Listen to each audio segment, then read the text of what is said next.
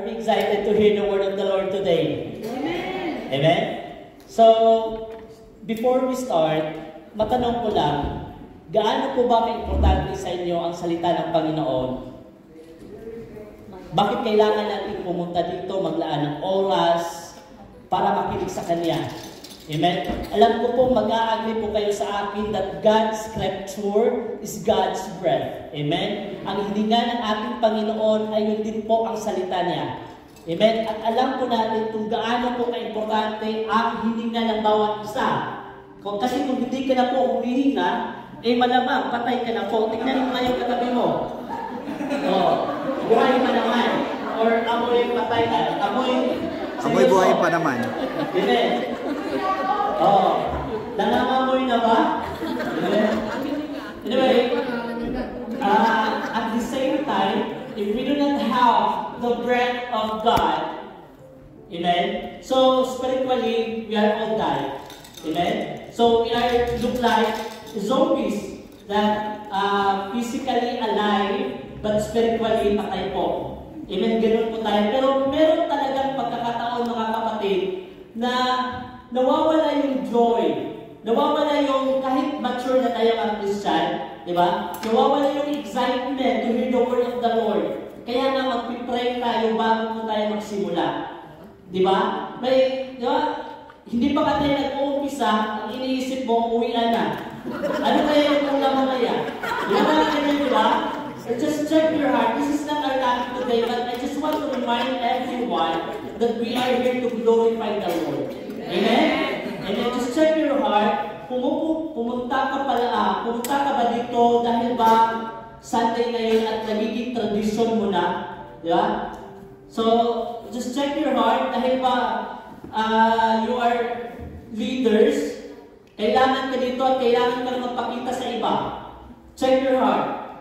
Or wala kang magawa sa bahay ngayon. Nagiging last option mo na si Lord. If yun yung napipil mo ngayon, come on, let's pray. Amen? Amen. Let us pray, mga kapatid, before we start. Yes, Heavenly Father God, we thank you so much, O God. Salamat, Lord, sa opportunity, Panginoon, na binigay niyo po sa akin ngayong hapon ito. Banal na Espiritu, hinahangan ko po ang iyong presensya. Ikaw po yung mangungusap sa bawat isa.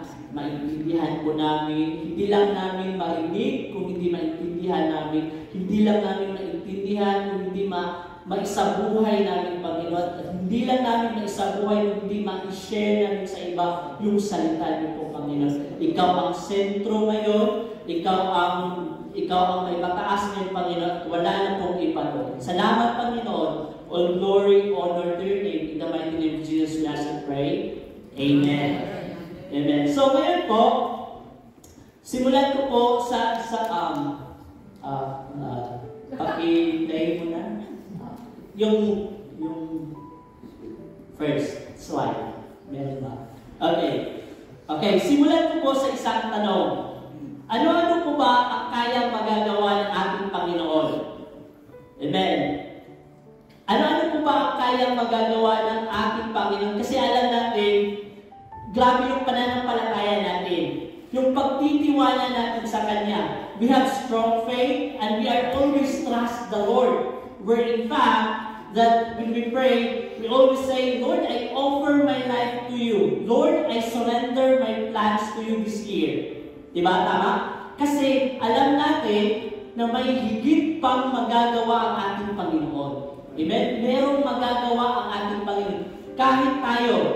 Kahit naman po tayo mga tao, meron po tayong magagawa. Meron tayong kakayanan. Meron tayong kakayanan, pero limitado lang. Hindi kagaya sa ating Panginoon na lahat ng kayang magagawa ng tao ay kayang magawa ng Panginoon, maliban na lang sa kasalanan. Amen? Kasi God loves the sinners, but He hates the sin. Amen po ba? Amen. So, kaya natin lumangoy, pero hindi natin kaya lumakad sa tubig. Agree po ba kayo? Kaya natin hindi kumain ng isang araw, isang linggo, Magpa-fasting tayo. Sino po ba dito? 7 days fasting na natin ngayon. Amen. Hallelujah. Pero kaya mo bang hindi kumain ng isang buwan o isang taon? Hindi naman siguro, no? Kaya, pero, ito, kaya mo bang kaya mong ipag-pray ang katabi mo, yung mga kapamilya mo, kasamahan mo sa bahay, pero ang tanong, kaya mo ba silang baguhin? Hindi. Tama po ba? Kaya si pastor, kaya tayong i-encourage, kaya tayong i-motivate, pero hindi niya kaya tayong baguhin. Amen. Kasi alam natin, only God can change us. Amen po ba? Amen. So,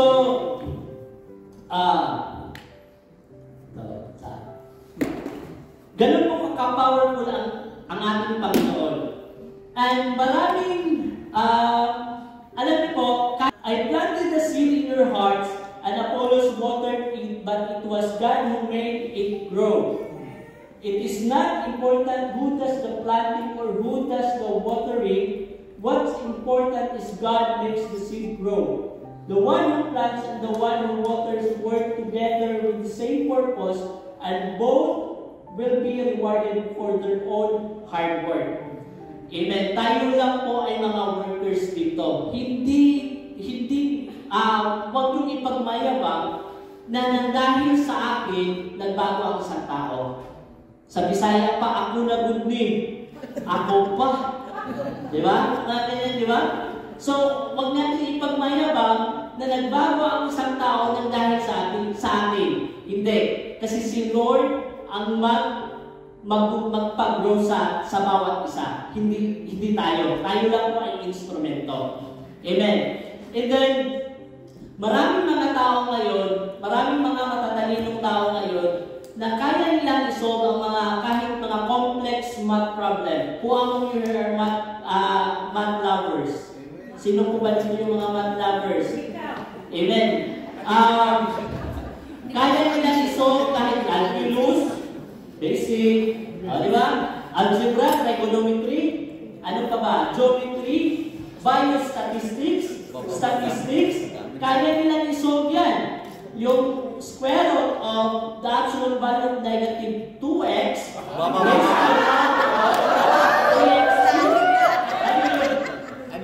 pero sa Bisaya pa, y sub 1 plus y sub 2 equals y na sub 5.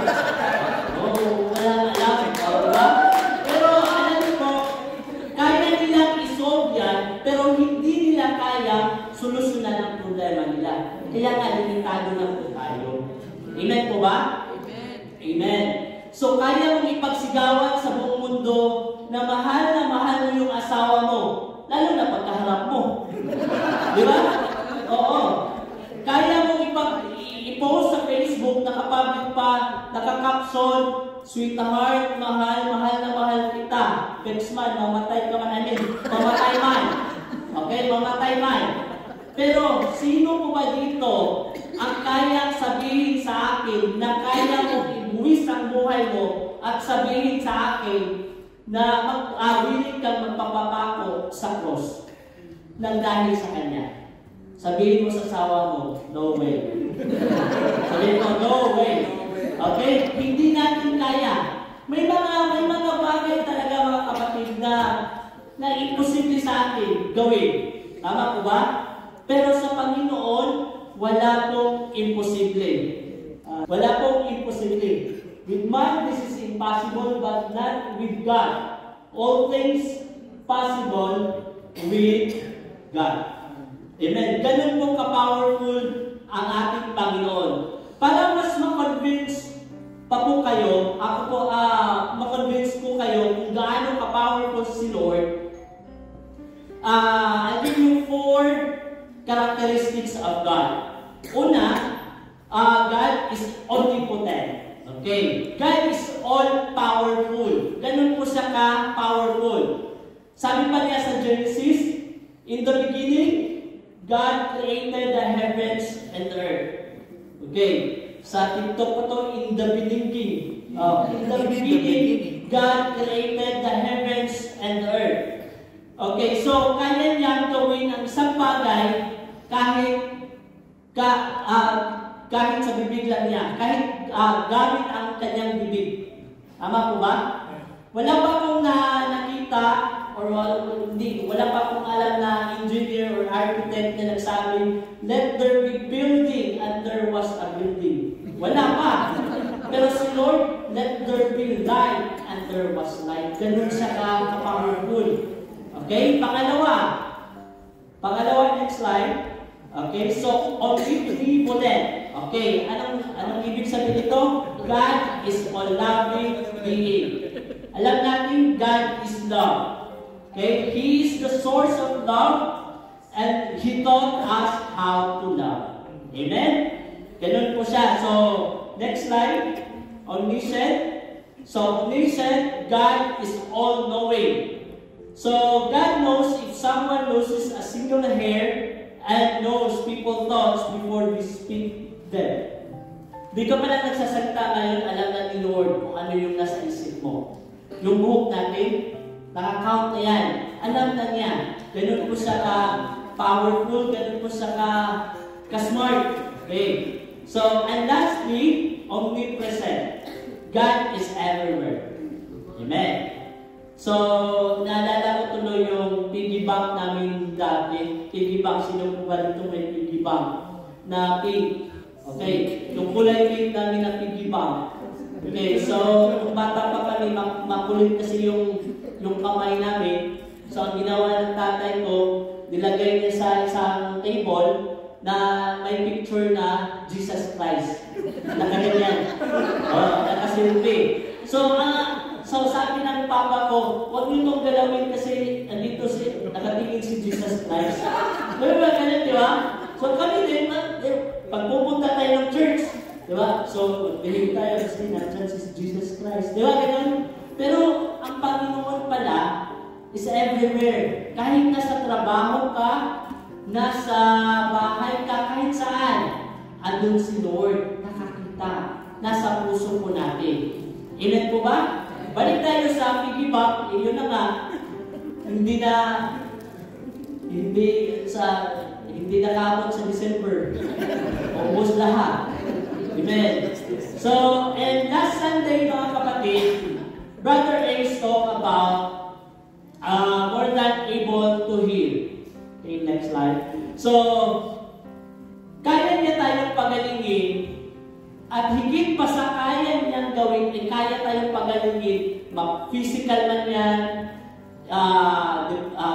emotional, spiritual, depression, anxiety, addiction. Sino po ba dito yung addict? Amen? Wala. Amen? So, I mean, is addiction of pornography, okay? Addiction of online shopping, addiction of online games, addiction of Netflix, addiction of any platforms of social media. Iso say kung wala ka na pong oras sa Panginoon. So, dun ka na. Okay? So, kumbaga yung puso mo, nandun na wala ka ng oras sa Kanya. Okay? So, yun po, kaya tayong pagalingin at kaya Kanyang baguhin. Amen po ba? Kaya Kanyang baguhin. Kaya nag-iisa dito, wala pong makakapagpabago sa atin. Yung, narinig nyo na ba yung mahal, sagutin mo lang ako, magbabago ako. Pag-sure, ganun ba? Mahal, mag-idol ka lang. Mag-idol ka lang. Magbabago na ako. Hindi ka kayang baguhin ng tao, pero kaya kang baguhin ng Panginoon. And hindi lang po yan, kaya din po tayong iligtas. And this is our topic today. Amen? More than able to save. Amen?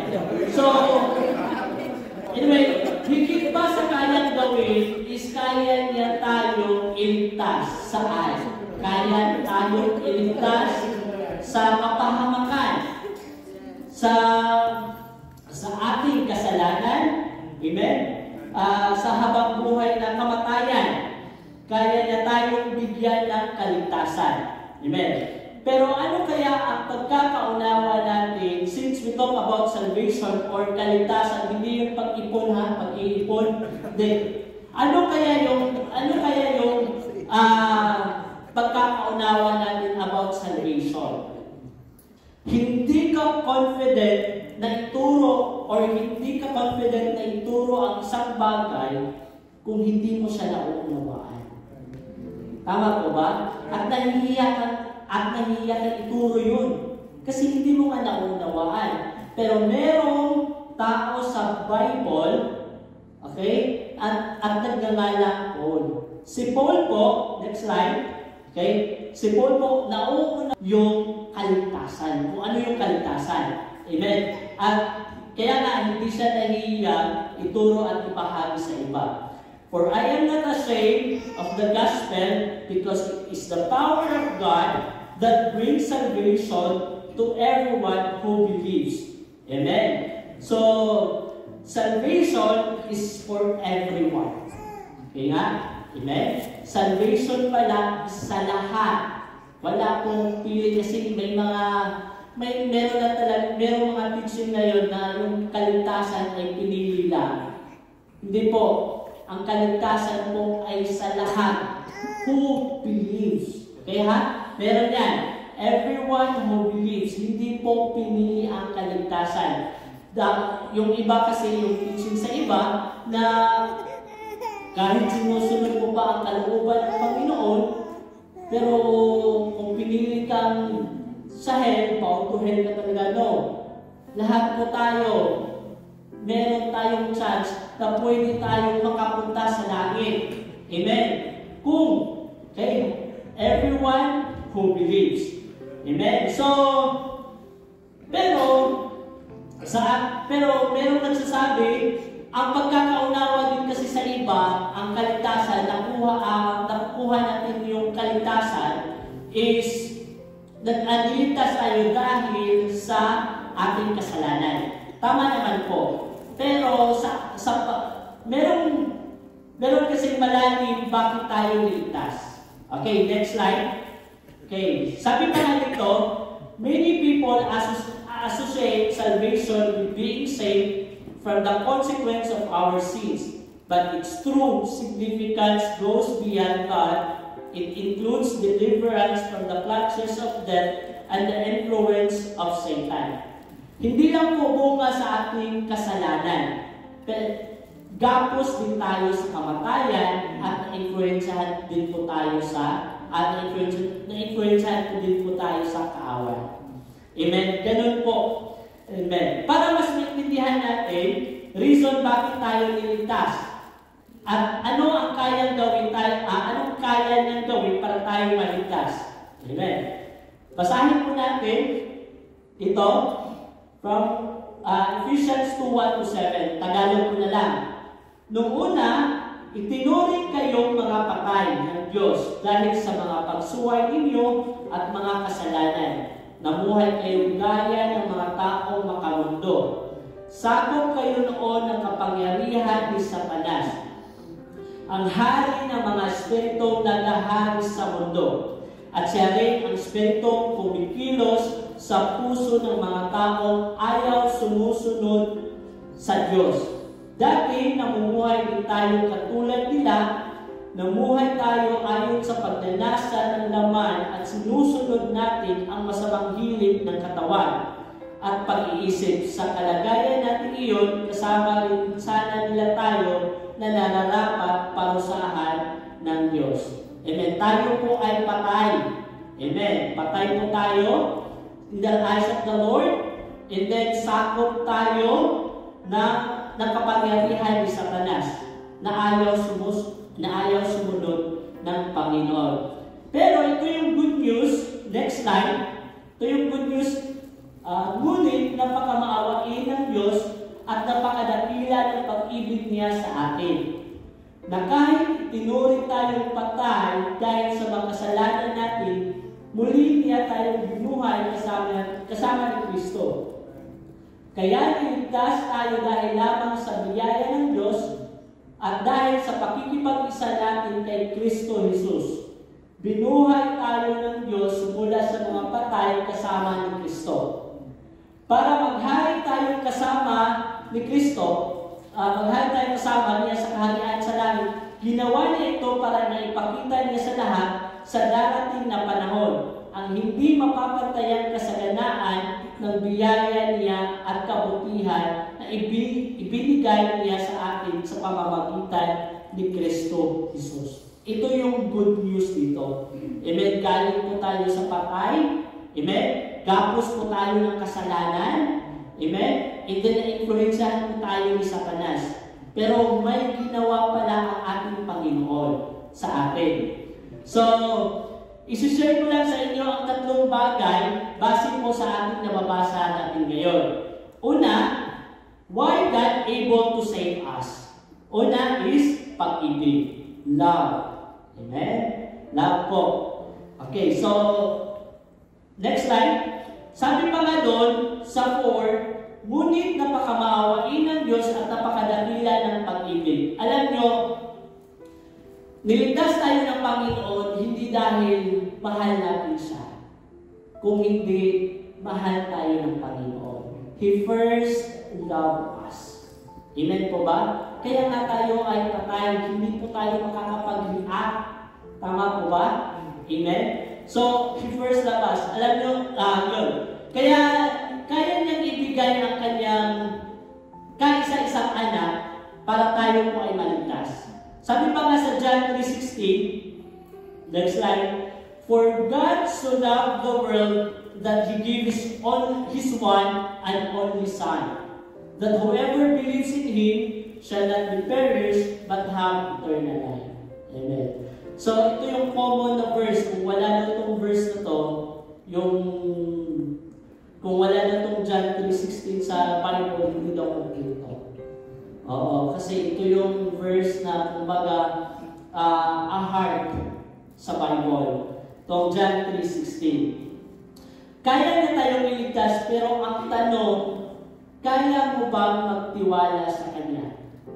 Amen? Kasi kaya niya, ang issue dito, hindi naman kaya tayong iligtas. Ang issue dito is, kaya mo bang magtiwala sa Kanya? Kaya mo bang mananampalataya sa Kanya? Totoo po ba yung pananampalataya mo sa Kanya? Yun yung tanong dito. Amen? Amen.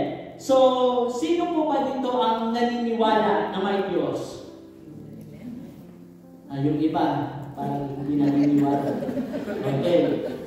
Lilinawin ko lang ha, maraming mga Christian ngayon, naniniwala may Diyos, pero hindi sumusunod sa utos ng Diyos. Tama po ba? Naniniwala sila na there is one God, Jesus is our Savior, okay, pero yun lang, period. Pero mali yun ng mga tao, mali yung paniniwala natin. Amen. So, kasi kahit si Satan, mga kapatid, naniniwala din na merong Panginoon. Tingnan natin. Next slide. You believe that there is one God, good. Even the demons believe. Amen po ba? So kahit si Satan, naniniwala din. Okay. Pero, sabi niya, you foolish person, do you want evidence that faith without deeds is useless?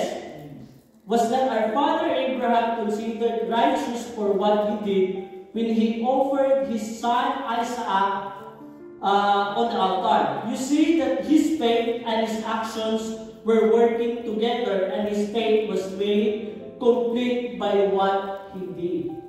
Amen po ba? Ito po, sinabi na po ni James dito, ang context nito is mga Christian na po, tayo po, nakareceive na po tayo ng salvation. Pag nakareceive ka na ng salvation, ibig sabihin is na na-accept mo na si Lord as personal Lord and Savior, si Jesus as personal Lord and Savior, nag-confess ka na, nag-repent ka na sa Kanya, na-accept, may salvation ka na po. Amen. Ito na po. na-save na po tayo. At if na-save na po tayo, meron na po yung, hindi na po dyan nagtatapos. Meron tayo, kumbaga, yung kabutihan na itong ginagawa natin, ito na po, resulta na po ito sa salvation. Amen? Kasi may mga Kristiyano ngayon na hindi pa sure na ligtas ba sila o hindi. Okay? So, dapat alam mo na yan. Okay? So, tayo ay ligtas na po tayo ngayon. Kasi may mga teaching ngayon, malalaman mo daw kung ligtas ka na ba, kung nandun ka na kung nasa heaven ka na ba, o sa hell ka na, ganyan. Doon natin malalaman. Dito pa lang, malalaman mo na. Amen. Ang salvation po, hindi po yan in-earn natin. Hindi yan pinagtatrabahuan. Okay, for example, nagsisimba ako ngayon kasi gusto kong maligtas. Wrong po yan. Okay? But, nang dahil na-save ka, gumagawa ka na ng kabutihan. Amen po ba? So yun po yung alam niyo po si Abraham, pinatunayan niya yung faith niya. Okay? Kay God. Kayo po ba? Paano yung pinatunayan yung faith niyo sa Panginoon? Amen? At ang faith po, ang pananampalataya po, ay galing sa Greek word na pistes. Okay, pestes. Sabihin nyo nga, pestes. Sagyan nyo ng S. Pestes. Okay. Nang ibig sabihin ay tapat. Okay. Yes. Okay, tapat. Pag sinabi natin tapat, mga kapatid, pag sinabi natin tapat, sumusunod yan sa utos ng Diyos. Amen. At isa sa mga palatandaan na sumusunod ka, o nakakay Kristo, meron ng pagbabago. Amen. Hindi po ibig sabihin na yung Christian ka, yes, save ka na, Christian ka na, and then meron ka na, may ministry ka, nagsiserve ka, pero namumuhay ka pa rin sa kasalanan. Faith po ba yun? Hindi. You are claiming that you are a Christian, a born-again Christian, pero you are not a born-again Christian. You are not a born-again in spirit. Bakit? Tayo po, makakasalanan po tayo, pero hindi po tayo namumuhay sa kasalanan. Alam niyo yung namumuhay sa kasalanan? Kahit alam niyang mali yan, ginagawa pa rin niya, yun, namumuhay yun sa kasalanan. Pero tayo po ay makasalanan. Ako po ang nagkasala din po. No one is righteous, not even one. Amen po ba? So, kailangan ba talagang magbago? Of course. Kailangan. Amen. Sabi pa nga sa kanta, bagong taon, magbagong buhay. Diba? Nang lumigaya ang kapitbahay. Nagiging blessings na po tayo sa iba. Hindi po yung nagiging burden ka, nagiging stumble ka. Amen po ba? Dapat nagiging blessing po tayo sa iba. Nakikita po na tayo po ay saved na. Amen. And next is, kaya tayong iligtas ng ating Panginoon dahil sa Kanyang biyaya. Amen. Nung nabasa natin kanina, kaya naligtas tayo dahil lamang sa biyaya ng Diyos. Amen. So in Ephesians 2:8-9, for it is by grace, next slide, for it is by grace you have been saved through faith. And this is not from yourselves, it is the gift of God, not by works, so that no one can boast. Amen. Grace is the gift from God, not something earned by human efforts. You are saved because God's grace. Ikaw ay niligtas hindi sa efforts mo, hindi sa pagbabasa mo ng Biblia, hindi sa pagsisimba mo weekly, hindi sa pag-iiyak mo, sa pagtataas mo ng kamay, hindi po yan. Lahat po, grace po. Biyaya lang po ng Panginoon. Amen po ba? Amen. So, amen. Kaya nga, nung kanina, nakita natin sa Abraham, pinakita talaga niya, pinatunayan niya. Di ba? Ang effort natin ngayon ay hindi, effort natin ngayon sa Panginoon ay resulta na lang yan sa ating kaligtasan. Kagaya kanina kay Abraham. Pinatunayan niya. Amen. And lastly, okay, the works of Jesus Christ. Amen. So kaya tayong iligtas ng ating Panginoon nang dahil sa kanyang mga ginagawa.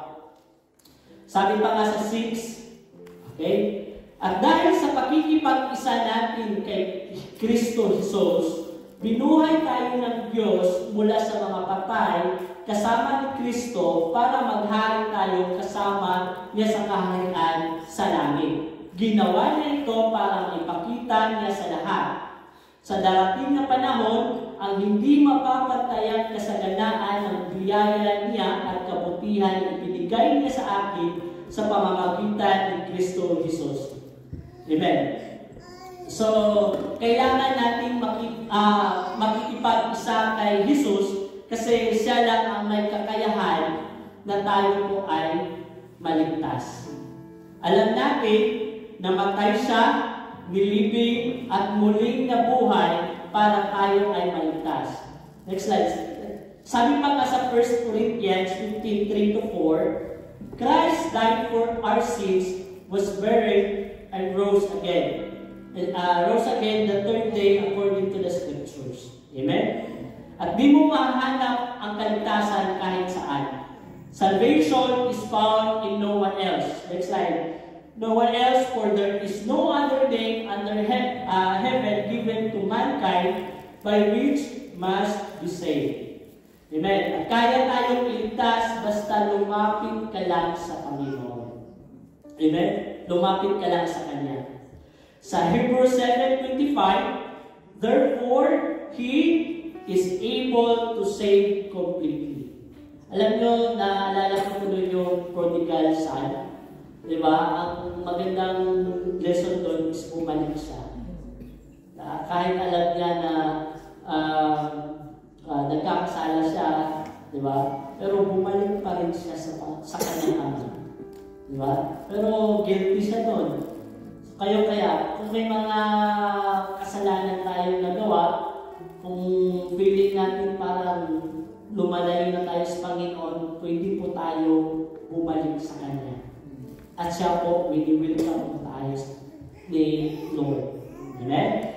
So, Jesus Christ is also lastly, our mediator, tagapamagitan.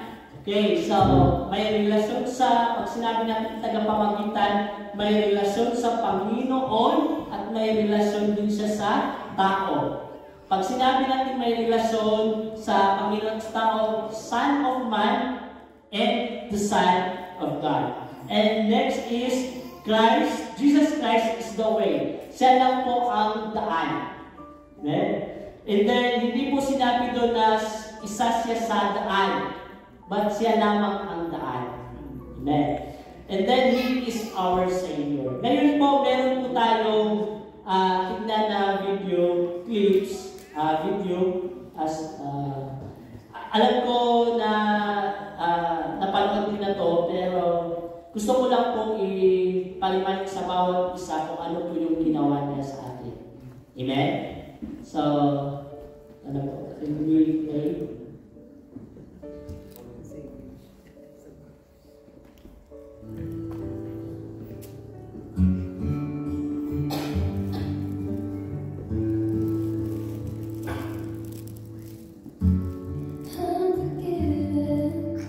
Because you were forsaken, and unaccepted.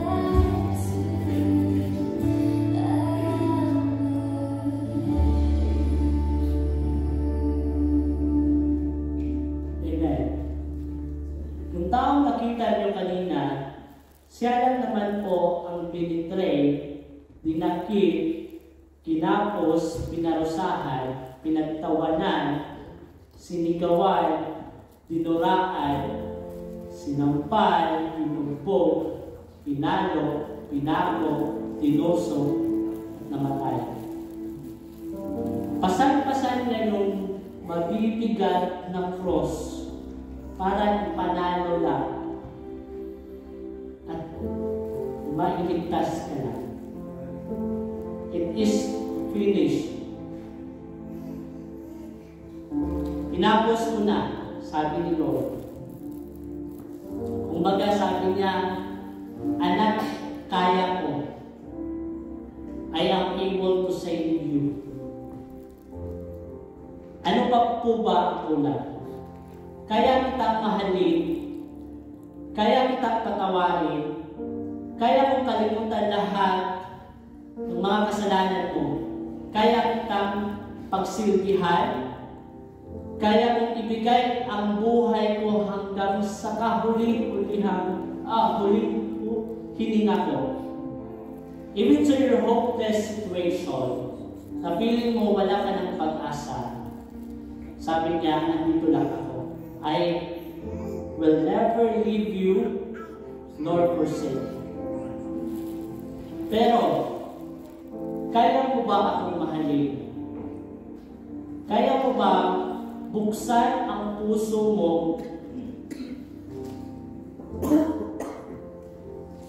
at papasukin ako para maghari sa buhay mo?